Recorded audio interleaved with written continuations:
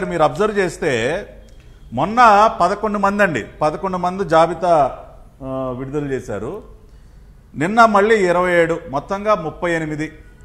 ఈ 38 మంది ఏదైతే ఈ మార్పులు ట్రాన్స్ఫర్లు జరిగాయో ఈ 38 మందిలో ముఖ్యమంత్రి సొంత సామాజిక వర్గానికి చెందినటువంటి సీటు ఒకే ఒక్క వ్యక్తి ఆళ్ల రామకృష్ణారెడ్డి తప్పితే అది కూడా ఆయన సొంతంగా రిజైన్ చేశారు. ఏ ఒక్కరిని టచ్ చేయలేదు సార్. అది కూడా ఆయన సొంతంగా. ఎస్, అది ఒక ఫ్యామిలీ డ్రామా. అక్కడ వేరే ఫ్యామిలీ డ్రామా నడుస్తోంది కదా. ఇవాళ అదే ఆళ్ల రామకృష్ణారెడ్డి గన్నవరం ఎయిర్పోర్ట్కి వెళ్ళి షర్మిలమ్మ గారిని రిసీవ్ చేసుకుని, సో ఫ్యామిలీ డ్రామాలో భాగంగా ఆళ్ల రామకృష్ణారెడ్డి ఆయనే స్వయంగా రిజైన్ చేసి తప్పుకోవటం అది కాసేపు పక్కన పెడితే 37 స్థానాల్లో ఒక్క స్థానం కూడా ఒక్క రెడ్డి సామాజిక వర్గానికి చెందినటువంటి వ్యక్తిని కూడా మార్చేటటువంటి సాహసం చేయలేదు.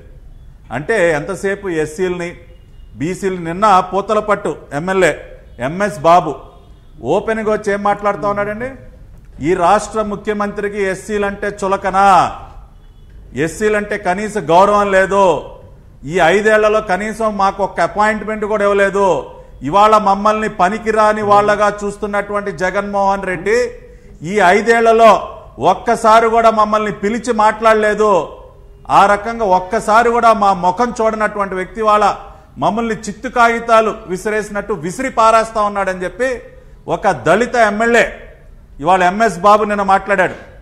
ఏమయ్య జగన్ రెడ్డి, నీకు అంత చులకనా, నా ఎస్సీలు, నా బీసీలు, నా మైనారిటీలు డైలాగులు చెప్తావు కదా జగన్ రెడ్డి, ఇవాళ నీకు అంత చులకనైపోయారా? నీ ఇష్టానుసారం విసిరవతలు బారేస్తా ఉన్నావు, ఎస్సీ ఎమ్మెల్యేలని బీసీ ఎమ్మెల్యేలని మైనారిటీలని విసిరవతలేస్తా ఉన్నావు కదా జగన్ రెడ్డి. ఇదేనా నీకు వాళ్ళపైన ఉన్నటువంటి గౌరవం? ఇవాళ ప్రజలు దానిని కూడా గమనిస్తూ ఉన్నారు. వీకే గారు, ఈ ముఖ్యమంత్రి యొక్క ప్రవర్తన చూసిన తర్వాత ఇతని యొక్క నిజ స్వరూపాన్ని ఇవాళ అర్థం చేసుకుంటున్నారు. ఇక మూడోది, తెలుగుదేశం పార్టీ పరంగా వీకే గారు ఇవాళ అక్కడ జరుగుతున్నటువంటి పరిణామాల వల్ల ఏదో